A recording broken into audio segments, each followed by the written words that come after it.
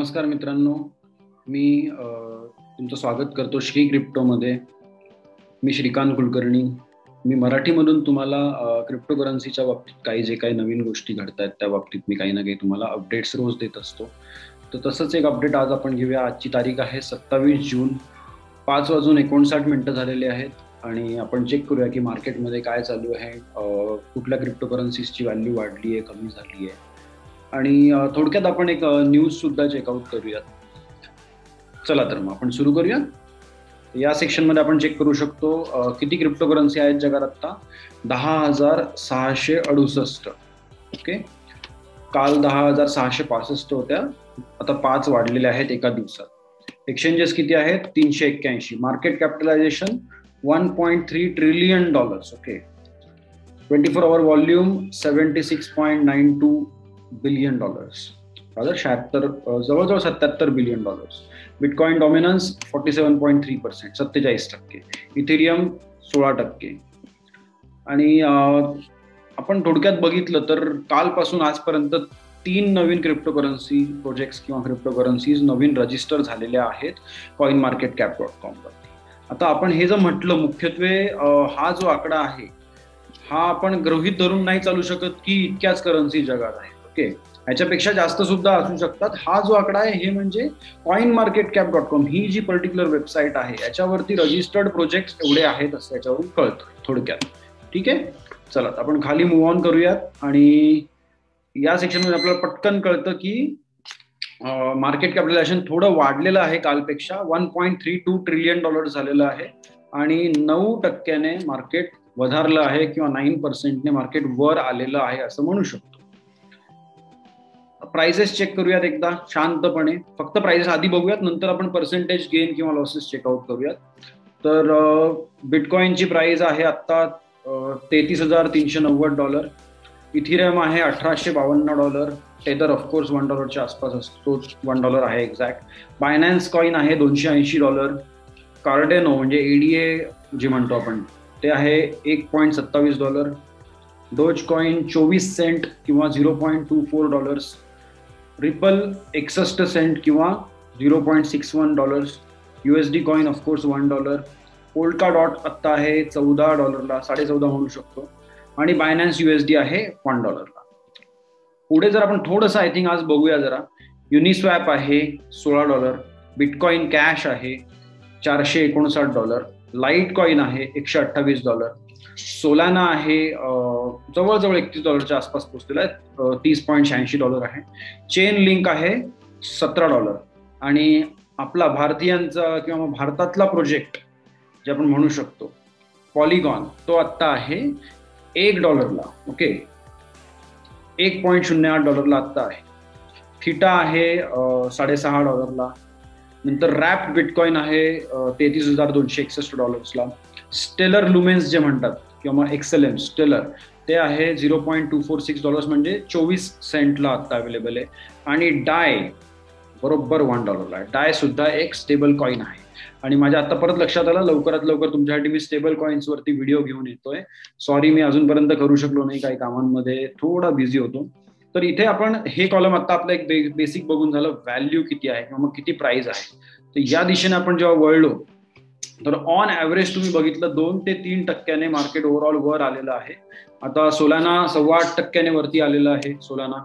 पण ओव्हरऑल जर चेक केलं तुम्ही तर हे पोल्का डॉट काहीच मुवमेंट नाहीये कालपासून. रादर बऱ्याच वेळा वर खाली जाऊन ते परत आत्ता त्या प्राइस पॉइंटला येऊन थांबलं असं म्हटलं तरी चालेल. बायनान्स USD $1 ऑफकोर्स. आणि मेन आपले जे आहेत, मेन जे क्रिप्टोकरन्सीज आहेत, बिटकॉइन ऑलमोस्ट 5.5% वरती आलेला आहे. आपण आता बोलता सुद्धा तो अराउंड $200 वरती आलेला आहे. आपण ओव्हरऑल जर चेकआउट केलं आता तर मार्केट आपण पाहिलं की 9% वरती आलेलं आहे. आपण आहोत एकदा रिफ्रेश करून घेऊया परत एकदा, म्हणजे नेमकं काही हे बघा, आता 9% दिसत होतं ते 3.25% वरती आलंय. सो काहीतरी त्यांच्या अल्गोरिदम मध्ये इश्यू असेल किंवा मग काहीतरी प्रॉब्लेम झाला असेल म्हणून ते 9% दिसत होतं. किंवा मग या क्रिप्टोकरन्सीज ज्या आहेत 10,000 त्यातल्या काहींची प्राइस खूप फास्ट वाढल्यामुळे इथे 9% ते दाखवत होते. पण आता आपल्याला क्लिअर कट दिसलंय की 3.36% आलेलं आहे. आणखीन एक पॉसिबिलिटी काय होती याच्यामध्ये की काल मे बी आत्ताच्याच वेळी संध्याकाळी 6च्या आसपास काल मार्केटमध्ये अचानक घसरण झाली असेल आणि त्या प्राइसची जेव्हा आजची प्राइस याने कम्पेअर केली यांच्या अल्गोरिथमने, तेव्हा आत्ताची प्राइस जास्त वाटत होती त्याला आणि मे बी त्यानंतर मार्केट परत रिकव्हर व्हायला सुरुवात झाली असेल काल आणि त्यामुळे मग आताचा कम्पॅरिझन जो आहे तो 3.5% आसपास येतो आहे. ओके, तर आपल्याला आता कळलं की मार्केट $1.32 ट्रिलियन आहे आता आणि त्याचा कम्पॅरिझन कालच्या प्राइसशी केला आत्ताच्या मुवमेंटशी कालच्या, तर 3%, 3.25% किंवा मग 3.36% मार्केट वर आलेलं आहे. थोडक्यात बिटकॉइन स्वतः वरती आलेला आहे जवळजवळ 5%, पण 7 दिवसांचा ऍव्हरेज पकडला तर 0.61% मार्केट खालीच आहे, बिटकॉइन खालीच आहे.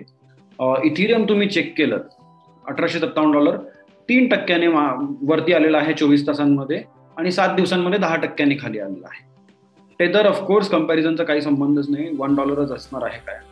बायनान्स कॉइन चेक केलं तर 0.5% वर आलाय, पण 7 दिवसांचा ऍव्हरेज पकडला तर 7 दिवसांच्या आधीची जी प्राइस होती त्यानुसार जवळजवळ 11% खाली गेलेला आहे. एडीए म्हणजे कार्डॅनो 1% वर आलाय 24 तासांमध्ये आणि 7 दिवसांमध्ये 4% खाली गेलाय. डोज कॉइन कालपासून जवळजवळ 1.4%, सो 1.5% वर आलाय, पण 7 दिवसांचा हे पकडला तर 5.25% खाली गेलाय. रिपल 1% वर आलेला आहे आणि 13% खाली गेलेला आहे 7 दिवसांच्या ऍव्हरेज नुसार. पोल्काडॉट 0.5% पण नाही, 0.5% खाली गेलेला आहे आणि जर तुम्ही चेक केलं 7 दिवसांपूर्वीची प्राइस तर ऑलमोस्ट 25% खाली गेलेला आहे. तर टॉप 10 आपण बघितलेले आहेत कॉइन मार्केट कॅप वरती. coinmarketcap.com ही एकच सोर्स नाहीये, असे मल्टिपल सोर्सेस आहेत, पण त्यातल्या त्यात सगळ्यात रिलायबल आणि फास्ट इन्फॉर्मेशन गॅदर करणारी आणि अपडेट देणारी मला तरी कॉइन मार्केट कॅप वाटते, त्यामुळे मी ती वेबसाईट शेअर करतो. तुम्ही अल्टरनेट कुठले सोर्सेस पण वापरू शकता. आणि त्यातल्या त्यात आता बघितलं तर बिटकॉइनचं मार्केट कॅप $626 बिलियन आहे आणि Ethereum is not even close, अर्धा पण नाहीये बिटकॉइनच्या, 1/4च्या आसपास किंवा 1/3 ऍटलीस्ट, 1/3च्या आसपास आहे, $250 बिलियन. आणि त्यानंतर थर्ड जो आहे टेदर ऑफकोर्स, कारण टेदरचाच वापर केला जातो बिटकॉइन किंवा बऱ्याचशा क्रिप्टोकरन्सी विकत घेताना, म्हणून टेदरला एवढी व्हॅल्यू आहे. आणि म्हणूनच कालचं तुम्ही जर बघितलं असेल तर कालच्या न्यूज कव्हरेजमध्ये आपण सांगितलं होतं की फेडरल ऑफिशियल्स जे आहेत त्यांना आता सध्या टेन्शन यायला लागलेलं आहे टेदरचं, कारण टेदरमुळेच सगळे व्हॅल्यू प्रपोजिशन्स जे आहेत क्रिप्टोकरन्सी मार्केट कॅपचे ते चेंज होतात आणि लोक मार्केटमध्ये एंट्री करायला आणि मार्केटमधून एक्झिट करण्यासाठी सुद्धा टेदरच वापरतायत. तर टेदर आता ऑलरेडी $62 बिलियन व्हॅल्युएशन आहे. आणि त्यानंतर जो कुठला आहे, I think that is Binance coin, तो आहे $43 बिलियन. त्याच्यानंतर आहे कार्डॅनो $40 बिलियन व्हॅल्युएशन आहे. ठीक आहे. डोज कॉइन $32 बिलियन वरती आता ऑलरेडी आहे. तर आय थिंक आता मार्केट कॅपच्या गोष्टींना आपण थोडं जर आता ब्रेक मारूया आणि न्यूज कव्हरेज चेक करूया. आज संडे आहे, त्यामुळे संडेला आय थिंक न्यूज फार काही नसतात, तरी पण आपण एकदा चेक करूया की काय काय आजच्या न्यूज आहेत आणि ते पण मी तुम्हाला शांतपणे समजावून सांगतो की काय काय सध्या घडलेलं आहे. तर आता आपण न्यूज सेक्शनकडे वळूया आणि थोडक्यात चेक करूया की आत्ताचे लेटेस्ट न्यूज काय आहेत क्रिप्टोकरन्सी डोमेन मधले. चला तर मग रोजप्रमाणे आपण आता आलेलो आहोत कॉइन टेलिग्राफ वरती सगळ्यात आधी. आणि कॉइन टेलिग्राफ वरती जर तुम्ही चेक केलं हॉट स्टोरीज मध्ये जाऊन तर आय थिंक सगळ्या आपण काल चेकआउट केलेल्या स्टोरीज सेम आहेत, त्यातली फक्त एक ही नवीन आलेली आहे ती आपण कव्हर करूया. एडिटर्स चॉईस मध्ये जर गेलात तुम्ही तर bitcoin will go all the way to $160,000 this year, म्हणजे $1,60,000 पर्यंत बिटकॉइनची प्राइस यावर्षी जाईल नक्कीच, असं सेल्सियस कंपनीचा सीईओ म्हणतोय. Federal Reserve official, stable coin growth is exponential and deserves attention. मी आता पण म्हटलं, कालची सुद्धा न्यूज होती, आज पुन्हा एकदा त्या बाबतीत न्यूज आलेली आहे. नक्कीच काही ना काही मोठं या बाबतीत घडू शकतं अमेरिकेमध्ये. हे आपण थोडं डिटेलमध्ये आपण चेकआउट करूयात. आता फक्त आपण एकदा हेडलाईन्स वाचतोय. Beating bitcoin, why some traders don't care about USD prices. हा खूप महत्वाचा किंवा मग खूप इंटरेस्टिंग मुद्दा आहे की बरेच जे लेजंडरी ट्रेडर्स आहेत किंवा जे जुन्या काळापासून क्रिप्टोकरन्सीमध्ये आहेत त्यांचा हा गोलच नसतो की माझ्याकडचे रुपये वाढावे किंवा माझ्याकडचे डॉलर वाढावे किंवा माझ्याकडचे पाऊंड वाढावे. त्यांचा हा गोल नसतो. त्यांचा गोल असतो की माझ्याकडचे बिटकॉइन कसे वाढतील. ओके, म्हणजे थोडक्यात काय, ते अल्टरनेटिव्ह करन्सीज म्हणजे अल्ट कॉइन्स मध्ये रेग्युलर बेसिसवरती ट्रेडिंग करतात आणि ते ट्रेडिंग करून जेव्हा पण अल्ट कॉइनची व्हॅल्यू जास्त असेल, अल्ट कॉइनची व्हॅल्यू जास्त गेली की ते बिटकॉइन मध्ये कन्वर्ट करतात. ओके, त्यामुळे त्याच्याकडे वाढतात बिटकॉइन. आणि नंतर जेव्हा अल्ट कॉइनची व्हॅल्यू कमी होते इन टर्म्स ऑफ बीटीसी, तेव्हा ते पुन्हा एकदा बिटकॉइन वापरून अल्ट कॉइन विकत घेतात. आणि परत जेव्हा अल्ट कॉइनची व्हॅल्यू वाढते इन टर्म्स ऑफ बिटकॉइन, तेव्हा ते परत ते विकून बिटकॉइन मध्ये एंट्री मारतात. ठीक आहे, आणि असं पुन्हा एकदा आणि पुन्हा एकदा आणि असं बऱ्याच वेळा करून करून करून करून ते स्वतःकडचे बिटकॉइनचा अमाऊंट वाढवण्याचा प्रयत्न करतात. कारण त्यांना हे गॅरंटीड माहितीये की युएसडी मध्ये किंवा मग dollar, in terms of dollar किंवा मग डॉलर व्हॅल्युएशन बिटकॉइनचं हळूहळू वाढत जाणार आहे. ठीक आहे, मग त्याला वेळ लागू शकतो किंवा फास्ट येऊ शकतं आणि त्या जर्नीमध्ये बिटकॉइन खालीवर करणार आहे खूप वेळा. पण जर माझा गोल आज काही करण्याचा नाही किंवा आजचा खर्च माझा जर मॅनेज्ड आहे, तर ऑफकोर्स मी काय प्रयत्न करणार की माझे जे ऍसेट्स आहेत ते वाढवणार, कारण माझा खर्च तर ऑलरेडी मॅनेज्ड आहे. ठीक आहे, मग त्याच फिलॉसॉफीमध्ये ते लोक काय प्रयत्न करतात की त्यांच्याकडचे नंबर ऑफ बिटकॉइन ते वाढवण्याचा प्रयत्न करतात. आणि US डॉलरमध्ये किंवा रुपयामध्ये तर व्हॅल्युएशन वाढतच आहे. जो पण माणूस इथे 2, 4, 5 वर्षांपासून आहे क्रिप्टोकरन्सीमध्ये, त्याला चांगल्या प्रकारे कळलेलं असतं की फियाट करन्सीजची व्हॅल्यू कमी होत चालली आहे किंवा क्रिप्टोकरन्सीजची व्हॅल्यू वाढत चालली आहे in terms of Fiat currency, असं आपण म्हणू शकतो. आय थिंक या बाबतीत आणखीन थोडं डिटेलमध्ये मी कव्हर करेन फ्युचर व्हिडिओजमध्ये, पण आता आय थिंक आपण जरा न्यूजकडे डिटेलमध्ये पुन्हा एकदा बघूया. ओके, आजपासून मी काय करणार आहे की आधी एकदा फक्त हेडलाईन्स आपण एकदा चेक करूया असे, आणि हेडलाईन्स चेक करून झाल्यावरती मग एक न्यूज आपण कव्हर करूया. तर पहिली जी न्यूज होती काय की bitcoin will go all the way to $160,000 this year, says Celsius CEO. तर सेल्सियस कंपनीचा सीईओ जो आहे तो म्हणतोय की $1,60,000 बिटकॉइनची व्हॅल्यू जाणार. आता $1,60,000 म्हणजे जर डायरेक्ट कन्वर्ट केलं तर किती होतात आपण एकदा चेक करूया. ठीक आहे, एक सेकंड, 1,60,000 इंटू 74 रुपये पकडूया फक्त. ओके, तर होतात 1,18,40,000 रुपये एवढी किंमत होते. पण ही किंमत जर तुम्ही डायरेक्ट डॉलर व्हॅल्युएशन रुपीजचं पकडून केलीत तर, पण इंडियामध्ये या रेटला मिळेल 1,18,00,000 याचा काही भरोसा नाही. ठीक आहे, याच्यापेक्षा जास्त असू शकते, याच्यापेक्षा कमी सुद्धा असू शकते, डिपेंडिंग ऑन लोकल पॉलिटिक्स आणि लोकल डिमांड काय आहे त्यानुसार. पण $1,60,000 जाऊ शकतं असं याचं म्हणणं आहे, नक्की जाणार असं म्हणतोय. या बाबतीत त्याचं काही ना काही अनालिसिस असणार आहे त्या माणसाचं, तेवढ्या डिटेलमध्ये आपण गेलं पाहिजे वगैरे असं काही मला वाटत नाही, तरी सुद्धा एकदा चेक करूया. ठीक आहे, Elon Musk is manipulating the market, Celsius moves business operations to the US. ठीक आहे, सेल्सियस आधी दुसऱ्या कंट्रीमध्ये होता, आय थिंक UK मध्ये होता, पण UK गव्हर्नमेंटने अजूनही काही लिगल क्लॅरिटी त्यांना दिलेली नाहीये, क्रिप्टो बिझनेसेसला नीट दिलेली नाहीये, त्यामुळे त्यांनी सगळा बिझनेस उचलून ते थोडक्यात दुकान उचलून ते US ला घेऊन गेले त्यांचं. त्याच्यात काय फार डिटेलमध्ये काही दिलेलं आहे असं काही वाटत नाही. आता प्राइस तर $33,000 तुम्ही बघितली आहे, आणि $1,60,000 जाण्यासाठी बऱ्यापैकी मल्टिप्लिकेशन व्हावं लागेल, आणि त्यासाठी चांगले न्यूज येणं किंवा मग चांगल्या स्टेप्स दिसणं खूप गरजेचं आहे. पण ते दिसतंच आहे. असं एल साल्वाडोरने ऑलरेडी बिटकॉइनला लिगल टेंडर म्हणून मान्यता दिलेली आहे. आणखीन पॅराग्वे मागे लगेच लाईनीमध्ये उभा आहे. पॅराग्वे सुद्धा म्हणतंय गव्हर्नमेंट की आपण आता वोटिंग घेऊन टाकू, आणि म्हणजे थोडक्यात तो लॉ ते वोटिंगसाठी ठेवणार आहेत लवकरच पार्लमेंटमध्ये. ते झालं तर पॅराग्वे दुसरी कंट्री होईल जगातली. आणि 1-1.5 वर्षापासून केनियाचं पण चालू आहे. केनिया म्हणते की आम्हाला पण बिटकॉइनला लिगल टेंडर बनवायचं आहे, पण ते होईल नाही होणार, कधी होईल सांगता येत नाही. तर या गोष्टींमुळे असं म्हणणं आहे लोकांचं की $1,60,000 पर्यंत जाईल. आणि कालची न्यूज काय होती की $4,80,000 पर्यंत जाऊ शकतो बिटकॉइन, आणि मिनिमम $1,35,000 2021 मध्ये पोहोचेल असं दुसऱ्या एका एक्सपर्टचं म्हणणं होतं. तर ही न्यूज आपण कव्हर केली. Let's move to the next one. पुढची न्यूज काय आहे? Federal Reserve official, stable coin growth is exponential, deserves attention. Boston Federal Reserve president Eric Rosengren, I am so sorry, काही नावं कठीणच असतात, मे बी माझ्यासाठी कठीण असेल, तुमच्यासाठी नसेल, पण okay, so let's move ahead. Boston Federal Reserve President Eric Rosengren notes that Tether could be a disruptor to short-term credit markets. ठीक आहे, तर टेदरचं काय आहे की टेदर एक स्टेबल कॉइन आहे, आणि तो आधी लोक काय करतात की US डॉलर किंवा रुपये किंवा जी काही करन्सी आहे ती वापरून लोक टेदर विकत घेतात. ओके, USDT असं त्याला डिनोट केलं जातं. तर लोक USDT विकत घेतात त्यांची लोकल करन्सी वापरून आणि USDT ट्रान्सफर करतात मोठमोठ्या एक्सचेंजेसला, जसं म्हणजे बायनान्स आहे, बिटट्रेक्स आहे, बिटफिनेक्स आहे. तर अशा मोठ्या एक्सचेंजेसमध्ये जर फियाट वापरायचं नसेल तर लोकांना अलाउड असतं टेदर वापरणं.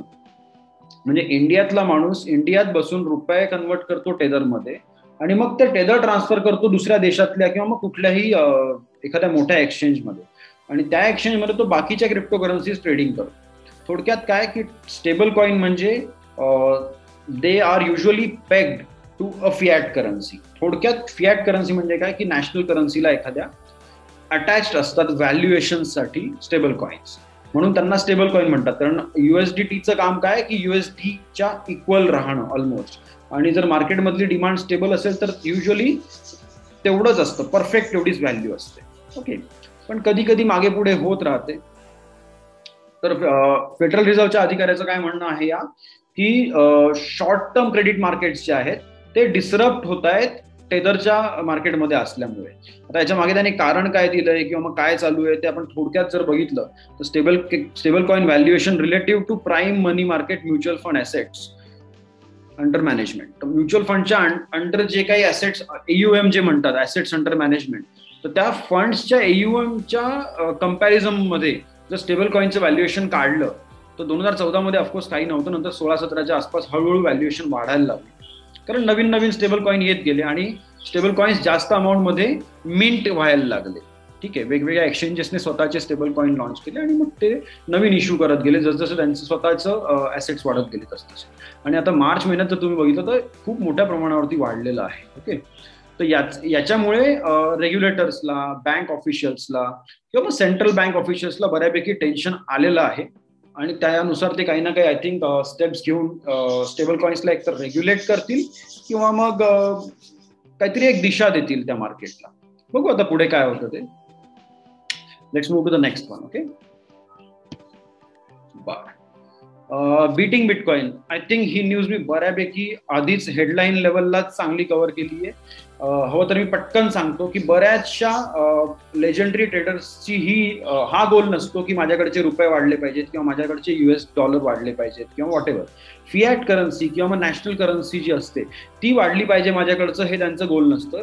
कारण त्यांना माहिती आहे की इन्फ्लेशनमुळे माझ्याकडच्या 1 लाख रुपयांची किंमत पुढच्या वर्षी 1 लाख रुपये नसणार आहे. ठीक आहे, म्हणजे पर्चेसिंग पॉवर हळूहळू कमी होते कारण सेंट्रल बँका अनलिमिटेड मनी प्रिंटिंग करत सुटल्या आहेत.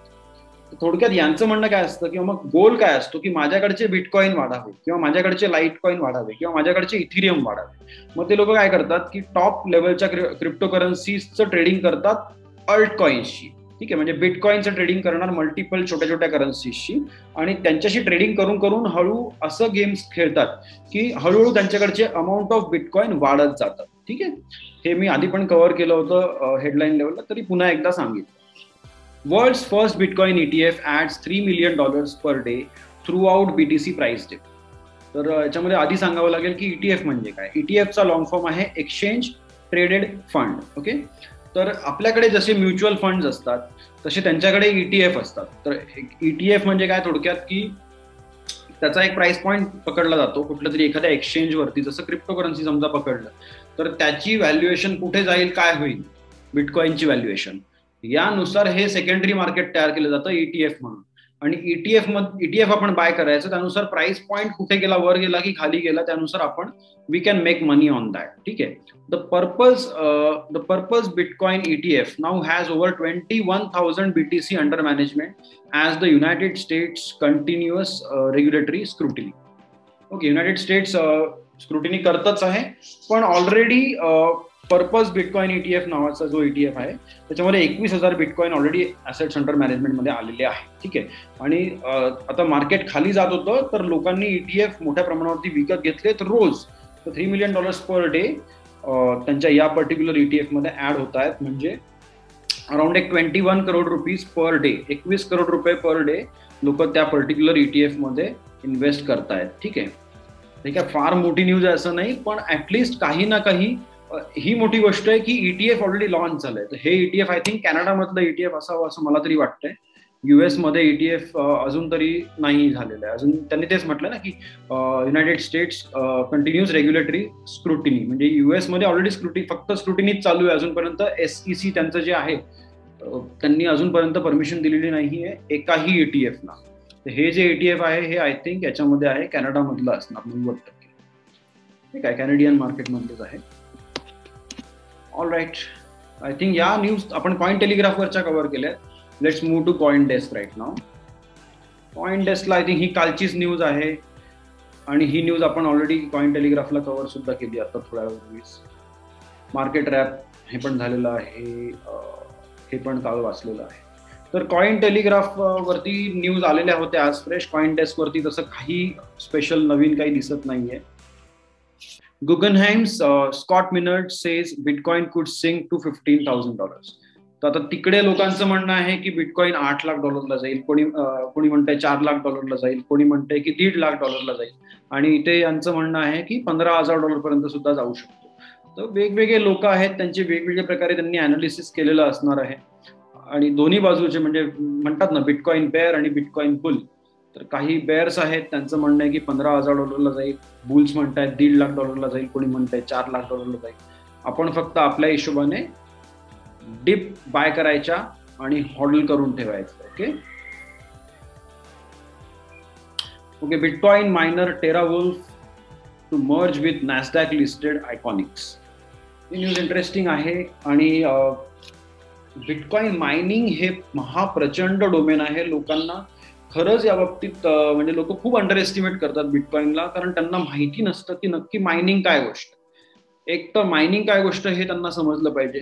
मायनिंग म्हणजे थोडक्यात ट्रान्झॅक्शन्सला सिक्युअर करण्याची एक बेसिक प्रोसेस आहे. ठीक आहे, पण त्यासाठी फार महाप्रचंड लेवलला कम्प्युटर्स यूज केले जातात. ते कम्प्युटर्स नॉर्मल नसतात, तर ते ASIC चिप्स असतात.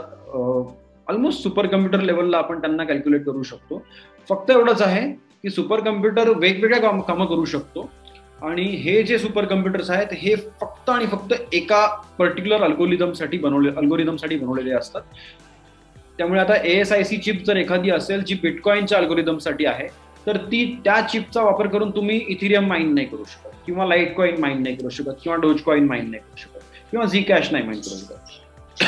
थोडक्यात प्रत्येक अल्गोरिदमसाठी तुम्हाला वेगळं ASIC चिप बनवायला लागेल, आणि त्यांना अॅक्युम्युलेट करून मग तुम्ही तयार करू शकता एक सर्व्हर. आणि असे लाखो हजारो सर्व्हर्स लोक लावतात, म्हणून मी म्हटलं की सुपर कम्प्युटर लेवलला काम चालतं. ओके, तर या टाईपचं जे मायनिंग फार्म्स असतात त्यांचं एनर्जी कन्झम्पशन प्रचंड असतं, त्यामध्ये खूप कॅपिटल इन्व्हेस्टमेंट असते, आणि प्रॉफिट सुद्धा ह्युमंगस असतात लिटरली. तर थोडक्यात आपण बघितलं तर आता हे नॅसडॅक लिस्टेड एका कंपनी बरोबर या मायनिंग करणाऱ्या कंपनीचं म्हणजे टेरावुल्फचं टायअप झालेलं आहे, आणि ते आय थिंक एकत्र मिळून आता मोठ्या प्रमाणावरती मायनिंग सुरू करते. ठीक आहे, माझ्या मते बऱ्यापैकी आज न्यूज कव्हर झालेल्या आहेत. पुन्हा एकदा आपण फक्त रिफ्रेश करून बघूया काही प्राइस मुवमेंट आहे का. ओके, $1.33 ट्रिलियन मार्केट आलेलं आहे. आता 6:30 झालेले संध्याकाळचे, 27 जून संडे संध्याकाळचे 6:30 वाजता. बिटकॉइनची प्राइस होती $33,348. ओके, आणि टोटल मार्केट कॅप होतं $1.33 ट्रिलियन. ही एक आठवण म्हणून आपल्याला राहील. मे बी 5-7 वर्षांनी कोणीतरी जेव्हा हा व्हिडिओ बघेल की 6:30 वाजता 27 जूनला $33,333 बिटकॉइन होता. मे बी तुम्ही आता स्क्रीनशॉट सुद्धा काढून ठेवू शकता, आणि 2 महिन्यांनी चेक करू शकता, किंवा 2 वर्षांनी चेक करू शकता, किंवा 20 वर्षांनी चेक करू शकता की बिटकॉइन कुठे पोहोचलाय आणि काय अचीवमेंट्स आहेत तुमचे त्याच्यामध्ये, तुमचं त्याच्यामध्ये योगदान काय आहे, तुम्ही स्वतः काय ग्रोथ अचीव केली आहे फायनान्शियली, एज्युकेशनली, करिअर वाईज किंवा बिझनेसमध्ये, याचाही तुम्ही स्वतःचा अभ्यास करू शकता. म्हणून मी म्हटलं एक रिमेंबर आपण करूया प्राइस पॉइंट. तर मी श्रीकांत कुलकर्णी नमस्कार करतो तुम्हाला पुन्हा एकदा. आता आपण आज बाय बाय करूया, आणि उद्या मी तुम्हाला पुन्हा एकदा भेटेन क्रिप्टोकरन्सी मार्केट कॅपिटलायझेशन आणि क्रिप्टोकरन्सी डोमेनमध्ये काय नवीन गोष्टी घडतात या सगळ्या न्यूज आणि मार्केट कॅपचे एक बेसिक रिव्ह्यू घेऊन उद्या पुन्हा एकदा भेटेन. तोपर्यंत नमस्कार, आणि सगळ्यांनी please by the dips and hold. Do not sell in the dips. Take care, guys. Bye bye.